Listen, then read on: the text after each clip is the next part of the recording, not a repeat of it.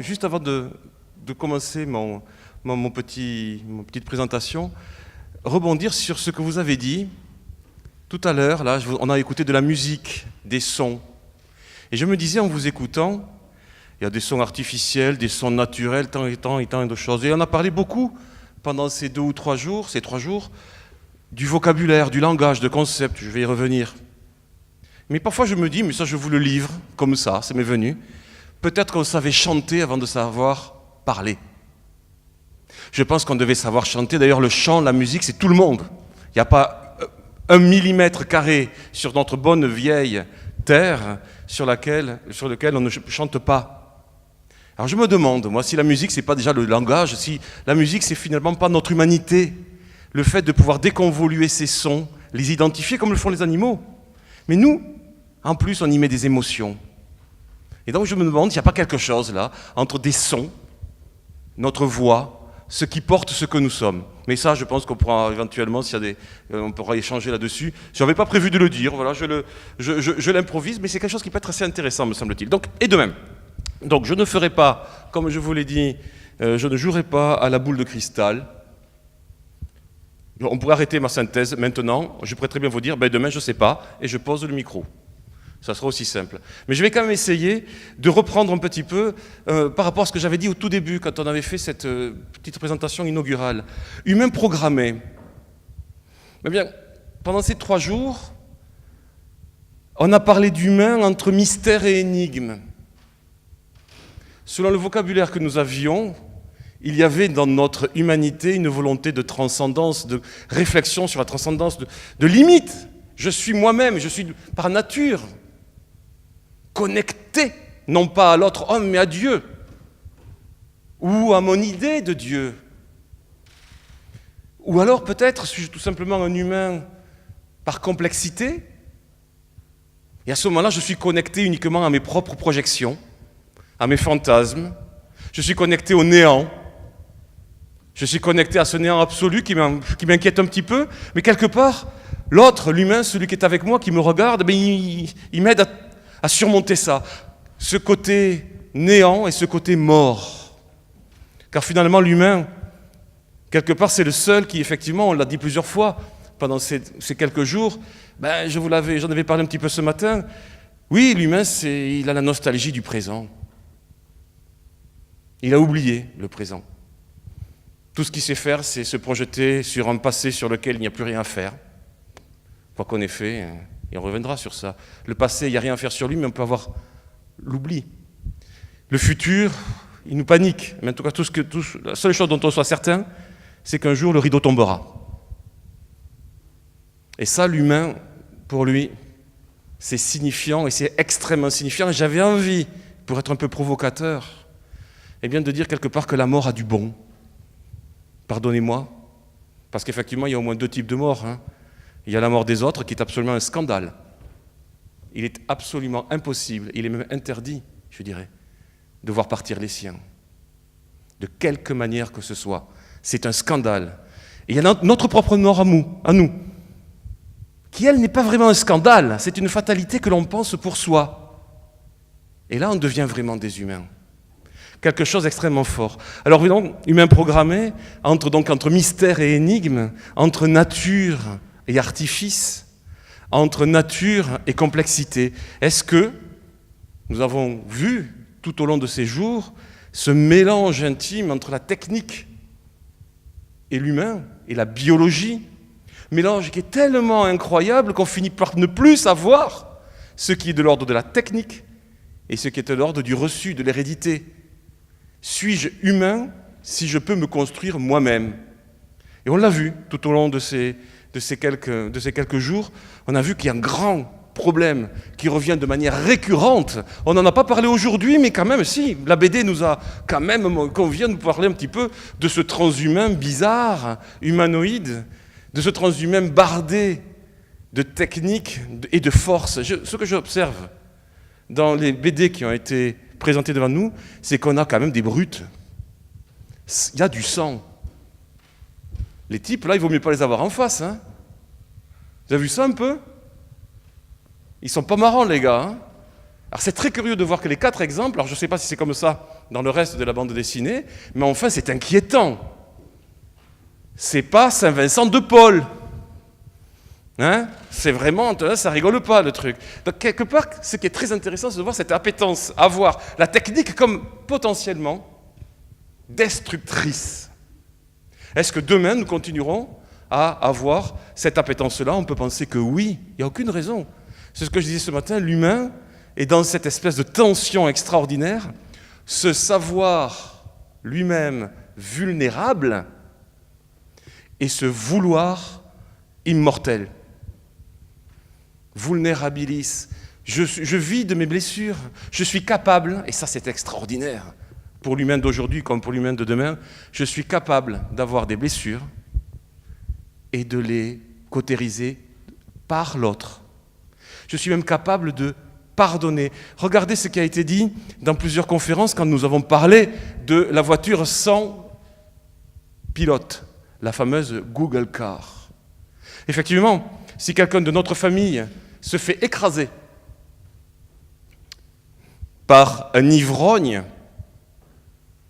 ou qui que ce soit d'autre, la mort sera la mort. Il y aura un mort, que ce soit un algorithme ou que ce soit un ivrogne. Mais il y a quand même une chose sur laquelle on n'a vraiment pas tellement pensé à parler, c'est que quelque part, pour que je sois humain, il faut que je sois dans cette relation, et jusqu'à y compris dans une relation de pardon. Je peux pardonner à l'ivrogne, pas à un algorithme. L'ivrogne, peut-être qu'il va venir me voir, malheureux, plein de repentir, et peut-être je ne sais pas si j'en ferai un ami, mais si j'arrive à lui parler, si j'arrive à lui pardonner, alors là, oui, je suis un humain. Et je dirais même un humain accompli, car ce que je dis est absolument impossible. Si on se met dans le cas d'avoir quelqu'un dans notre famille qui soit tué par un ivrogne, on ne veut pas pardonner. Et pourtant, on sait qu'on peut. Je ne suis pas certain qu'on puisse pardonner un algorithme. Quelque part, faire le deuil, pardonner, c'est aussi le jugement. L'ivrogne, il va aller au tribunal, pas l'algorithme, même si on lui trouve un responsable légal. Ainsi donc, dans le futur, je me demande si, comme le disait Xavier Bioy hier, nous n'aurions pas quelque chose finalement à voir avec une réinvention, chère Catherine, du vocabulaire. Parce que quand on parle d'humain et de transhumain, il est curieux de voir que nous parlons avec le même vocabulaire. Comme le robot a un corps. Non, le robot n'a pas de corps. Je demande au robot de faire ceci, je ne lui demande rien. Etc., etc. Je vais revenir sur ces questions-là, parce qu'elles me semblent importantes. Je vais reprendre un petit peu mes petits dessins du début, d'il y a 3 jours, et je vais essayer de les compléter grâce à ces 3 jours passés ensemble. L'humain, H, homo. Cet humain, je viens de le dire, on ne sait pas ce que c'est, on ne sait pas trop, on a plein de définitions, je vous ai donné quelques pistes de réflexion, peut-être qu'il y a du pardon de la relation. Ce que je crois et ce que j'avais dit dès le départ, c'est qu'effectivement, l'humain tout seul n'existe pas. L'humain est un être strictement et absolument et nécessairement relationnel. Et on va revenir sur cette notion de relation. Pas de rapport, mais de relation. Rappelez-vous ce que j'avais dit, nous sommes humains relationnels parce que 1 + 1 est supérieur à 2. Quand nous sommes en relation avec quelqu'un, il se passe quelque chose qui fait qu'il y a du plus qui se fait. Même si la relation est mauvaise. Il y a un plus. Ce plus, c'est au moins une expérience. Donc cet humain, entre mystère et énigme, je viens d'en parler, eh bien cet humain, eh bien il est fait de plusieurs, on va dire, il y a plusieurs mots qui peuvent le caractériser, au moins dans son processus physiologique. L'hominisation, le corps, dont on parle beaucoup, dont on a beaucoup parlé dans nos diverses séances, notre corps qui évolue, on a parlé de Darwin, on a parlé d'évolution. Il évolue, oui, et on veut le faire évoluer ou co-évoluer avec de la machine.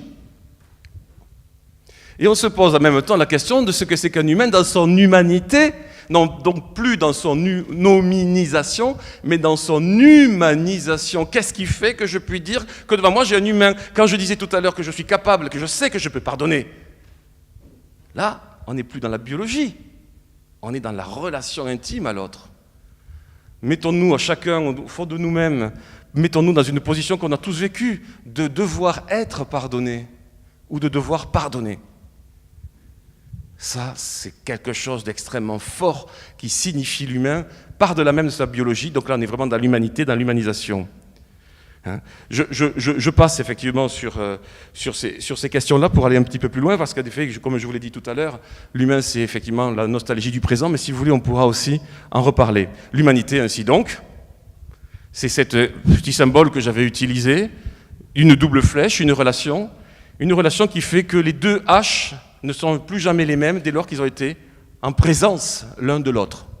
Même si c'est inconscient, même si c'est infime, il y a quelque chose qui se passe. Ce plus signifie l'humanité plus que le corps, finalement. Regardez le rapport que nous avons avec nos morts. On leur parle, même si on est totalement athée. On leur demande conseil. Ils sont encore là. Et quelque part, qu'on soit athée ou croyant, oui, le simple fait de leur parler et de se souvenir ce qu'ils auraient pu nous dire nous aide. Il y a encore une relation. On peut penser tous là à des gens qui sont là dans notre pensée, donc ils sont dans le plus. Ce n'est pas un fantasme de penser aux morts, ils ont existé. Donc leur relation continue. Le transhumain, je l'avais dit, j'avais pris le logo qu'on trouve facilement sur Internet, ce logo des transhumains, ce H+, j'avais fait remarquer que d'une part, eh bien, c'est seul, c'est entouré, ce cercle est extrêmement intéressant. Hein, le symbole, le logo d'une certaine manière des transhumains montre une sorte de barricade autour du H qui laisse quand même une petite sortie. Et puis ce plus qui quelque part dit, moi je suis humain parce que je veux l'être moi-même, je veux plus de relation. Parce que finalement la relation ça peut... quelque part, cette relation, elle est dangereuse pour moi. Je ne veux plus de relation avec qui que ce soit, j'ai été trop déçu. J'ai peur. Qui n'a pas vécu ce genre de choses? J'ai tellement été déçu par les hommes que je préfère aller voir les animaux. Par les femmes, bien sûr. Là, il y a la parité sur ce plan-là. Quand même. Mais quoi qu'il en soit, ce symbole est intéressant parce qu'on est dans le H+, qui s'auto-entoure. Et j'avais dit, bien effectivement, est-ce que les deux sont équivalents? Est-ce que finalement, la relation qui donne un plus est-elle équivalente à l'auto-relation qui donne aussi un plus, qui est un plus réel? Parce que attention, le plus de nos transhumains est vrai, celui-là. Il peut se mesurer beaucoup plus que le plus de la relation humaine habituelle. Le plus de la relation habituelle, il est intime. Il n'est peut-être même pas dissible. Il n'a pas à être dit. Alors que le plus du transhumain, c'est je vois beaucoup mieux, j'ai une rétine améliorée et elle l'est vraiment. Là, ce plus, il se mesure. C'est une vérité. Le jour où j'ai 20 dixièmes aux yeux, là, c'est un plus. Clairement. Alors du coup, je m'étais posé la question de savoir si, finalement, il y avait une égalité entre les deux, simplement si l'un entraînerait l'autre, ou s'il y a vraiment une grande différence, une différence de nature entre les deux choses. Et là, ce que je n'avais pas fait, c'est ça. Je me suis dit, en vous écoutant tous, mais finalement, j'aurais dû commencer par ça. L'homme vis-à-vis d'une machine. Alors là, pour le coup, on en a parlé beaucoup. On en a parlé quasiment tout le temps. Mais on n'a jamais défini trop ce que c'était la différence entre l'homme et la machine. Car à des faits, le fameux réductionnisme de type mécaniste nous enjoint de penser que l'humain, comme n'importe quel être biologique, est un ensemble de fonctionnalités qui, interagissant, amènent à l'équilibre thermodynamique d'une structure. Bon, oui, c'est vrai, mais la machine ne se reproduit pas, la machine n'a pas de corps. La machine a beaucoup de choses extrêmement différentes, même si la machine peut être troublante. Et ça aussi, j'y suis revenu. J'ai été souvent troublé par ce que vous disiez, comme je disais à l'instant, quand vous me avez fait écouter cette musique, il y a quelque chose de troublant dans toute musique, c'est que parfois, on se surprend à ne plus penser, ne plus rien dire, on écoute de la musique. Je sais pas, ça le fait à tous, ça. Quand on est pris par une musique, il n'y a plus un mot qui vient. On ne dit même plus c'est beau. Parfois, on pleure. Et parfois, on pleure et on ne sait pas pourquoi. Le corps qui pense, le corps pensant, un peu nietzschéen, ce corps qui signifie l'humain, au-delà même des mots, parfois même quelque part, le mot ne suffit plus. Et les artistes qui sont ici, je crois, ne me contrediront pas. Donc Le lien qu'il y a entre l'homme et la machine, c'est ça qui est intéressant aussi. Et ça, on l'a retrouvé tout au long de ces 3 jours. Est-ce que l'humain, en tant que physiologie, en tant que corps, c'est finalement mutatis mutandis, c'est la même chose que la machine? Et ça, on l'entend souvent. Je vous rappelle les métaphores qui sont souvent utilisées de programmes informatiques, de programmes génétiques, n'est-ce pas, professeur? Tout ce vocabulaire autour du programme qui nous fait penser que finalement il peut y avoir un réductionnisme entre les deux et qu'un jour ou l'autre, on finira par créer une machine qui sera tout simplement biologique. On prendra des Legos et on fera une machine qui se reproduira elle-même. Et j'allais dire, virgule, pourquoi pas? Il faudra le penser, ça. Un jour, peut-être que l'humain, ce n'est pas le cas actuellement. Mais si ça doit venir, si nous devons fabriquer ex nihilo une machine, quel sens cela aura-t-il? Est-ce que cela doit nous faire peur? Est-ce qu'il s'agira réellement de playing God? Ou est-ce qu'il s'agira tout simplement d'une injonction prométhéenne à comprendre la nature au mieux? Et quelque part, modéliser le vivant, le comprendre au mieux, c'est peut-être aussi notre devoir, mais avec évidemment les implications éthiques que cela amènera. Et on y reviendra, et c'est peut-être dans les questions si cela vous convient. Ainsi donc, on peut compliquer les choses. Voilà, ces 3 jours m'ont permis de compliquer les choses un peu. On peut continuer nos petites équations pseudo-mathématiques en faisant un ensemble H, donc d'humains en relation naturelle, qui lui-même, cet ensemble, est en relation avec la machine. Et là, c'est typiquement les réseaux sociaux. Nous sommes quand même des humains, nous, en relation entre nous-mêmes. Mais pour être en relation entre nous-mêmes, il nous faut bien une interface machine, donc il faut une autre flèche, il faut une autre inférence logique qui me dit que dans la télémédecine, dont il a été souvent question, extrêmement intéressant, avec cette notion de confiance, est-ce que dans la seconde flèche de droite, il y a encore de la confiance? Il y a de la confiance ou pas, du pardon ou pas, dans la flèche entre parenthèses, entre les humains. Ça, c'est le mystère humain, mais il n'y a en aucun cas de pardon contre une machine, hein. On va voir que c'est important pour le vocabulaire. Là, je vous ai parlé de la voiture sans chauffeur à l'instant, le téléphone, la génétique, tout cela nous amène à se dire, mais finalement, nous sommes nous-mêmes des groupes sociaux, des groupes humains, HH+, en lien avec de la machine qui elle-même est à des échelles très variées. Donc la question est de savoir si les 2 flèches, la rouge et la bleue, sont équivalentes. Et je ne crois pas. Ces 3 jours m'ont permis, je crois, de clarifier bien les choses. Je crois que utiliser le vocabulaire et les concepts qui ont lieu couramment entre nous, êtres humains, entre nous dans notre habitude de nous penser, de nous voir, et utiliser ces concepts pour en faire une translation, c'est la même chose pour la machine, à mon avis, c'est extrêmement dangereux. Et je crois qu'il serait bon un jour, peut-être, et c'est à faire, hein. Allez-y, il y a des jeunes là-bas, hein, les plus jeunes d'entre nous, il faudra trouver du vocabulaire, il faudra ciseler des concepts. Il va falloir trouver des mots qui n'existent toujours pas, pour ne pas confondre une relation et un rapport, pour ne pas confondre une demande et un ordre programmé, pour ne pas confondre une destruction d'une machine parce que je ne l'aime pas et une sorte d'acte de vengeance. Il ne faut pas confondre les deux. Il y a certainement un vocabulaire, et ça c'est extrêmement important, que j'ai entendu parler, comme un robot se casse la gueule. Mais non, il ne se casse pas la gueule, le robot. Moi, je veux me casser la gueule, pas le robot, même s'il se vautre, c'est même pas, il se vautre pas, son centre d'inertie va être tel qu'il va basculer. Mais on ne peut pas dire qu'il se casse la gueule. C'est-à-dire qu'il y a une anthropomorphisation quasi structurelle et inconsciente de notre vocabulaire vers la machine. Et ça, c'est extrêmement intéressant. Donc je plaide devant vous aujourd'hui, mais là, je suis ouvert évidemment à toute critique, vers une différence fondamentale entre les 2 types de flèches. Et ça nous permettrait certainement, en pensant ce vocabulaire, d'être peut-être un peu moins troublé. Car en effet, si j'utilise les mêmes mots pour parler d'une machine ou pour parler d'un humain, c'est troublant, hein. Quelqu'un parmi nous disait hier, je ne me souviens plus qui, mais vous le retrouverez à ma place, que je n'ai pas le permis de conduire. Je ne sais pas conduire, moi. Alors, je le précise, on ne me l'a jamais enlevé, je ne l'ai jamais eu. Voilà, je préfère boire. Bon, bref. Et alors, donc du coup, les gens qui sont en voiture disent souvent qu'ils insultent leur voiture ou qu'ils leur parlent. Bon, tu vas démarrer un peu là, enfin, ils vont leur parler. Alors, je n'ai pas dit que c'était anormal. C'est même tout à fait normal.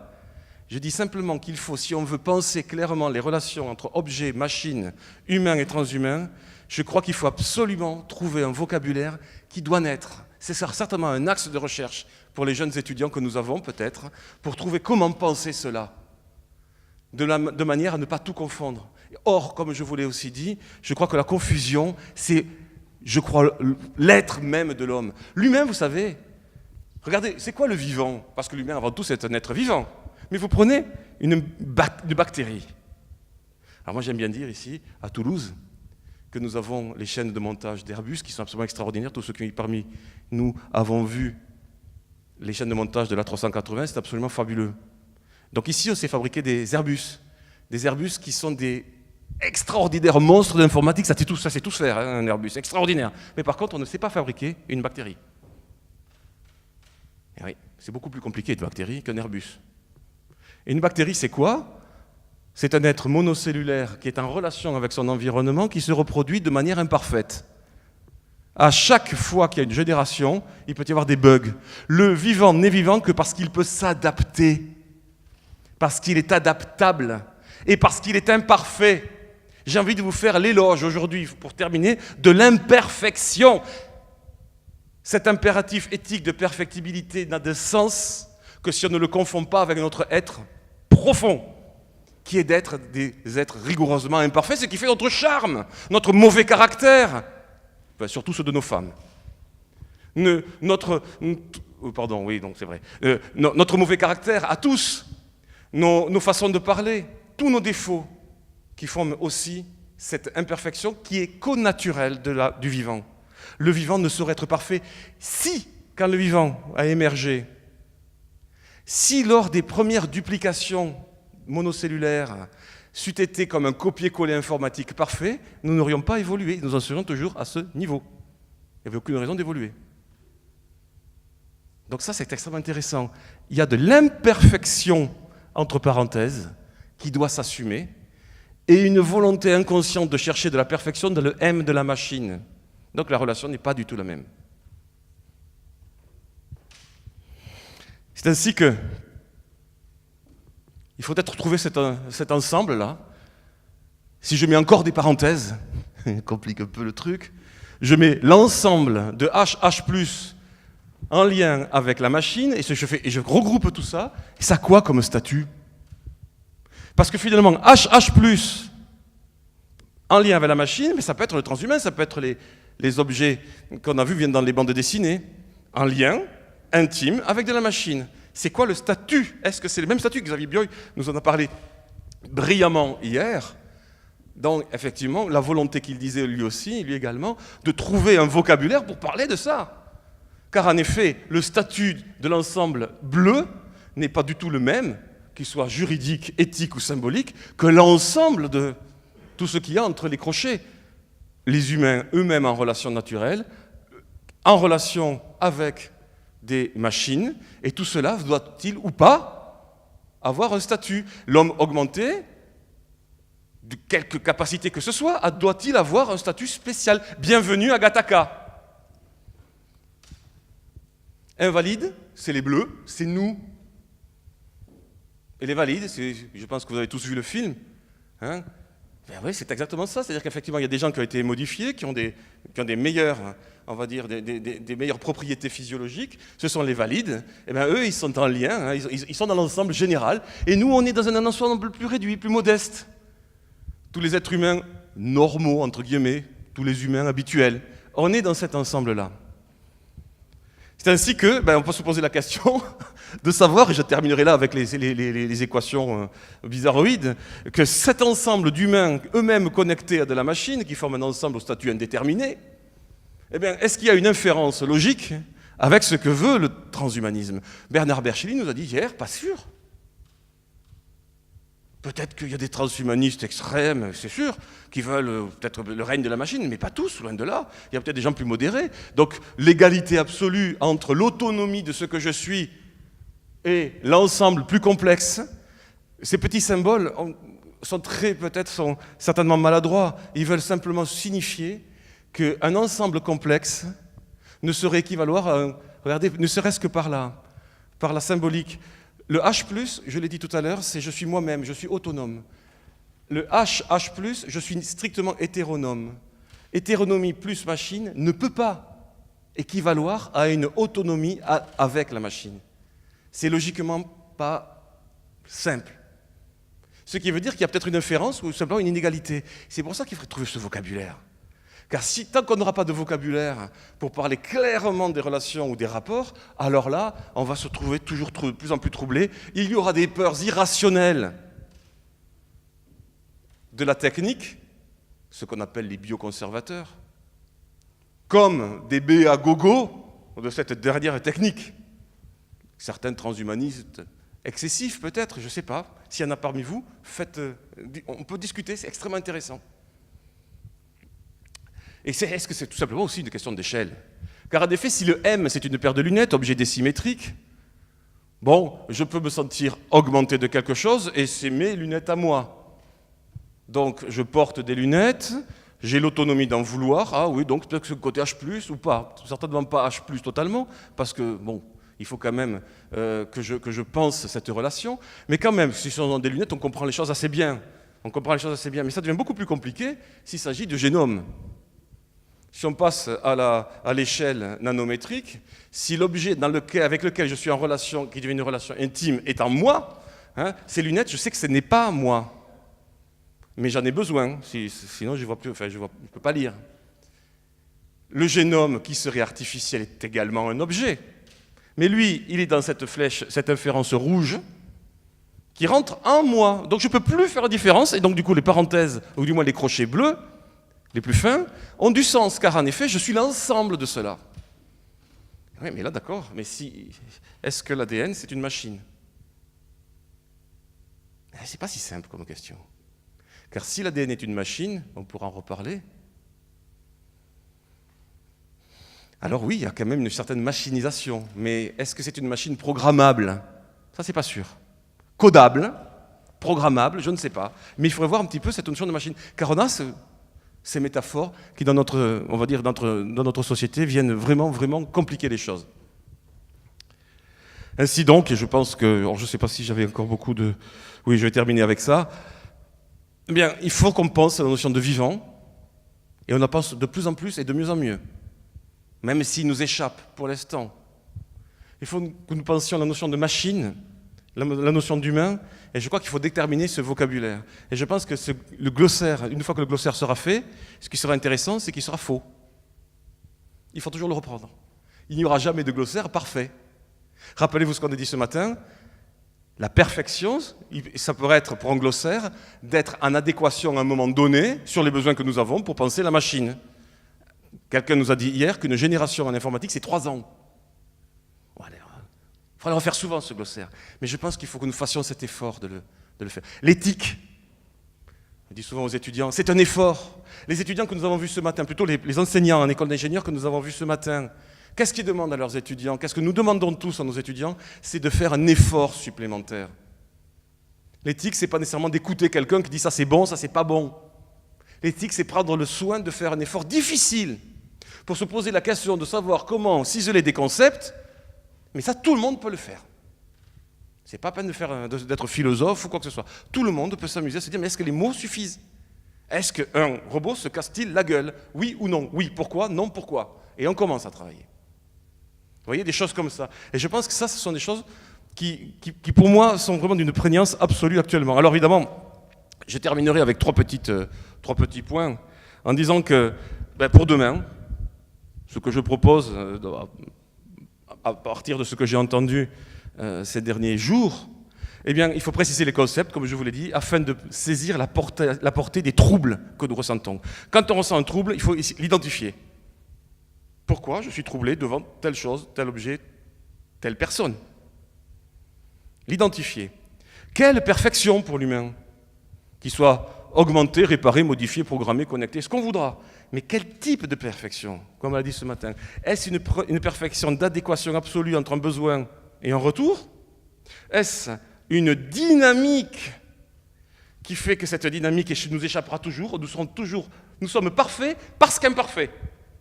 Vous suivez?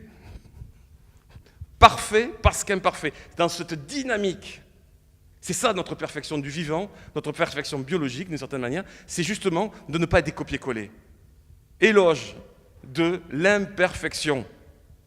Ça, c'est extrêmement important. Et nous pouvons aussi être parfaits, et ça, c'est la chose, la réflexion éthique qui nous en parle, dans nos actes, dès lors que nous ne nuisons à personne. Je m'humanise sans déshumaniser l'autre. Je peux avoir, moi, quelque chose d'intéressant, je peux avoir un plaisir à prendre la place de quelqu'un. Je vais être connu, je vais faire ceci ou cela. Est-ce que je m'humanise? Est-ce que j'humanise l'autre? Etc., etc. Cette perfection morale. Quelle vulnérabilité, hein? Est-ce que la vie, le vivant et le vécu, ce sont des synonymes? À voir, tout ça, c'est pas sûr du tout. De quelle mort parlons-nous? Les big data nous convient à penser à la mort des données. Droit à l'oubli, j'ai fait des conneries, oui, mais je veux qu'on oublie. Oui, mais c'est trop tard, c'est sur Internet. Qu'est-ce que ça veut dire? De quelle mort? Parce qu'on a peut-être envie d'avoir des petites morts, des fois, dans notre vie. Et c'est tout ce qu'il y a de plus normal, d'oublier des choses qu'on a peut-être envie d'oublier. Mais quand c'est que nous, on le fait. Et quand on est entre êtres humains de HH+, la discrétion, la courtoisie, l'amour, la délicatesse feront qu'on ne parlera pas de quelque chose que quelqu'un ne veut pas entendre. Même si c'est un détail. On sait que telle personne ne veut pas entendre parler de ça, bon, ben on ne le fait pas. Les big data, elles, pas de courtoisie. Donc il faut savoir de quoi nous parlons. 2, ne jamais rester seul, et ça c'est très important, devant ses propres troubles ou devant les troubles portés par une culture donnée. J'ai mis un humain seul ne saurait exister, ni aujourd'hui ni demain. Ça, l'isolement que les techniques parfois nous amènent à vivre. Ne jamais rester seul, toujours chercher ce HH+, cette relation. On est troublé par quelque chose, on en parle. On est un professionnel de quelque métier que cela soit, s'il y a une question éthique, on en parle. Je ne suis pas obligé de subir ce qu'on me demande de faire. C'est une souffrance énorme. Je fais un métier qui me fait souffrir. Ah oui, alors ça c'est embêtant. Et je vous assure qu'il y en a. Donc ne jamais rester seul devant ça. Les médecins nous ont là-dessus ouvert la voie depuis bien longtemps, hein, dans des espaces de réflexion et de parole qu'ils peuvent avoir, mais il faut que tout le monde le fasse. Ils ont fait cet effort, il faut continuer. Continuer, ils ont ouvert une voie, ils ont ouvert une porte, mais à nous d'entrer. Et enfin, ne pas négliger, hein, les bons vieux fondamentaux. Ça, je crois qu'il ne faut pas... On en a parlé aussi plusieurs fois, j'en ai parlé moi plusieurs fois, et d'autres que moi en ont parlé aussi pendant ces 3 jours. J'ai parlé des mythes fondateurs, tout simplement du bon sens. Le bon vieux bon sens. Est-ce que tout se vaut de telle manière, etc. Il y a des fois des choses de bon sens. Hein, est-ce qu'il faut dormir avec son téléphone sous l'oreiller, répondre à 3h du matin à un SMS? Il y a du bon sens derrière. Derrière ce bon sens, il y a de l'éducation. L'éducation, vous savez, on fait partie de la génération, c'était pas encore les téléphones comme maintenant, ni Internet, mais rappelez-vous quand on avait le téléphone avec l'écouteur. On ne savait pas si quand on parlait avec quelqu'un, il n'y avait pas éventuellement un écouteur. Là, quelqu'un, vous en souvenez, le d'écouteur? C'était déjà un peu ça. Il y avait du bon sens. Nos relations étaient construites autour de cela. On se posait la question de savoir ce qu'on allait dire à quelqu'un, sachant qu'il pouvait y avoir éventuellement un tiers qu'on soupçonnait d'avoir l'écouteur. Donc on faisait attention. Mais pourquoi on ne ferait pas attention de la même manière avec Internet? Il y a du bon sens. Et tout cela, c'est dans l'éducation. Je crois que les mythes fondateurs dont on a parlé, nos cultures, quelles qu'elles soient, sont très riches en solutions pratiques d'humanisation. Et la machine ne nous empêchera jamais d'y retourner. Donc je crois, et je finirai avec ça, et je vais aller très très vite parce que hop, tout ça, je ne vous en parle pas. Je vais terminer avec une dernière image. Vous voyez comme ça va vite, là c'est bien quand ça va vite comme ça. C'est pratique, Alors, voilà, j'avais vraiment pas... Vous voyez, j'étais motivé. Voilà, c'est ça ce que je voulais vous dire. Ah ben trompé, hop. Je voulais simplement... Je crois que... c'est dommage parce que c'était rigolo. Enfin, certaines... Voilà, ah zut. Und es passat. C'est plus bas, hein, je crois.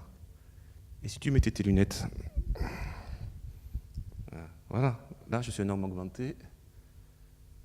Je voudrais terminer avec ceci... Si vous le voulez bien, si l'ordinateur le veut. Tchouk. Mais il veut. Là. Avec ça, je crois que je voudrais simplement vous dire Vive la vie. Vive la vie. Quittons un petit peu les codes barres. On a les moyens de le faire. On a les moyens un petit peu de passer au travers de cela. Dès lors que les codes barres, dès lors que les machines deviennent des prisons pour nous, on peut écarter les barreaux comme a fait ce petit bonhomme. Vive la vie, vive l'imperfection. Et je crois qu'on peut terminer avec ça. Merci beaucoup.